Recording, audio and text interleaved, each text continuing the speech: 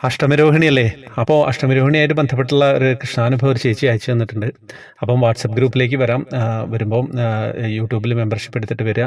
പിന്നെ ഫേസ്ബുക്കിൻ്റെ കമൻറ്റ് ബോക്സിൽ അതിൻ്റെ ഡീറ്റെയിൽസ് ഉണ്ടാവും.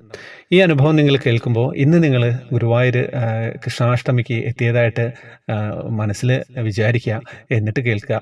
അപ്പം ആ അന്തരീക്ഷത്തിലൂടെ മനസ്സുകൊണ്ടെങ്കിലും ഒന്ന് സഞ്ചരിക്കാമല്ലോ അല്ലേ? കേട്ടു നോക്കിയാലോ? ഹരേ കൃഷ്ണ. ഞാൻ ത്രിമധുരം ഗ്രൂപ്പിലെ ഒരു അംഗമാണേ. ഓരോ അനുഭവവും അങ്ങയുടെ ശബ്ദത്തിൽ കേൾക്കുമ്പോഴും എൻ്റെ അനുഭവം പറയാൻ തോന്നും.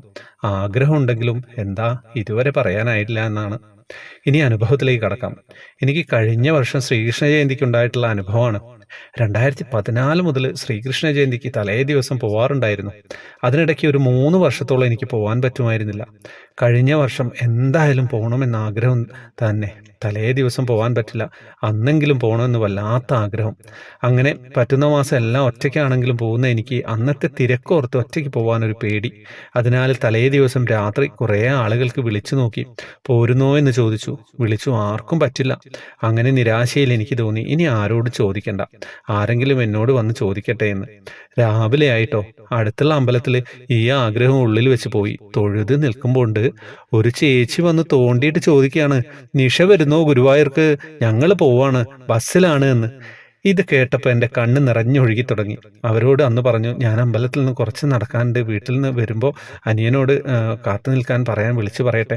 അങ്ങനെ ഞാനും മോളും കൂടി ഒരു ഓട്ടോ വിളിച്ചു. ഗുരുവായൂർക്ക് ബസ് കിട്ടുന്ന സ്ഥലത്തെത്തി. അപ്പോഴേക്ക് ആ ചേച്ചിയും ഭർത്താവും വണ്ടിയിലെത്തി. അപ്പോൾ അവരോട് എൻ്റെ അനുഭവം ഞാൻ പറയുമ്പോഴും കണ്ണ് നിറഞ്ഞൊഴുകയാണ്. ആ ചേച്ചിക്കാണെങ്കിൽ ഇതിലും വലിയ സന്തോഷമില്ല. ചേച്ചിയല്ലേ ചോദിച്ചത് ഗുരുവായൂർക്ക് വരുന്നോന്ന്. അങ്ങനെ കുറേ കാത്തുനിന്ന് ബസ് വന്നു. തിരക്ക് കാരണം കയറാൻ പറ്റിയില്ല. അപ്പോൾ തന്നെ ഒരു ബസ് കൂടെ വന്നു. എങ്ങനെയെങ്കിലും കയറി പറ്റി ഗുരുവായൂരിലെത്തി. അപ്പോൾ ചേച്ചി പറഞ്ഞു, ഞങ്ങൾ സീനിയർ സിറ്റിസൺ ക്യൂവിൽ നിൽക്കുകയാണ്, നിങ്ങൾ മറ്റേ ക്യൂവിൽ നിന്നിട്ട് കയറിക്കോളൂ എന്ന്. അങ്ങനെ ഞാനും മോളും ഓടുകയായിരുന്നു വരി നിൽക്കാൻ. ഗുരുവായൂരല്ലേ, എന്താ കഥ, ഒരു രക്ഷയില്ല, എവിടെയാണ് വരിയെന്നൊന്നും അറിയുന്നില്ല. അങ്ങനെ ചോദിച്ച് ഓടുന്നതിനിടയിൽ ചെരുപ്പില്ലാത്തതുകൊണ്ടാണെങ്കിൽ കാല് പൊള്ളുന്നുണ്ട്. അതൊന്നും കാര്യമാക്കുന്നില്ല.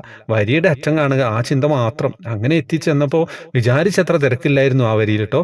ഫ്രഷായി നിന്നു. വരി വേഗം നീങ്ങുന്നുണ്ട്. ഇടയ്ക്ക് വിളിച്ച് പറയുന്നത് കേൾക്കുന്നുണ്ട്, 2 മണിക്ക് നട അടയ്ക്കും, 2:45 തുറക്കുമെന്ന്.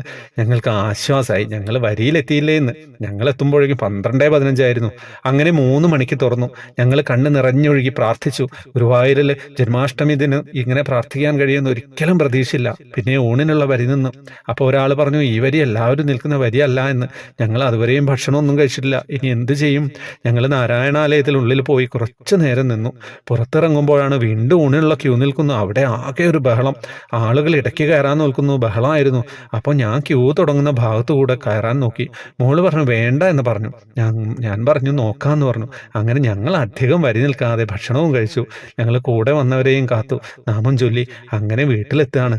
ഇത് എഴുതാൻ തുടങ്ങിയത് പുലർച്ചെ 3 മണിക്കാണ്. സാറ് വായിക്കുന്ന വിശ്വാസത്തോടെ വായിച്ചു. എന്താണെന്നറിയോ, ഇത് ജന്മാഷ്ടമി ദിനല്ലേ, അന്നപ്പം ഗുരുവായൂരിൽ എന്തൊക്കെയാണ് എങ്ങനെയൊക്കെയാണ് എന്നുള്ളത് വരാത്തവർക്കൊന്ന് അനുഭവിക്കണ്ടേ മനസ്സിലൂടെ. കണ്ണ് ചിമ്മിയിട്ട് എല്ലാവരും ഗുരുവായൂരിലൂടെ ഒന്ന് സഞ്ചരിച്ച് വരിക, അത്രയേ പറയാൻ പറ്റുള്ളൂ. എന്താണ് കഥ അല്ലേ? എല്ലാവരും നാമം ജപിക്കുക. ഹരേ കൃഷ്ണ. വേറെ വിശേഷങ്ങളൊന്നും ഇല്ല എന്ന് വിചാരിക്കുന്നു.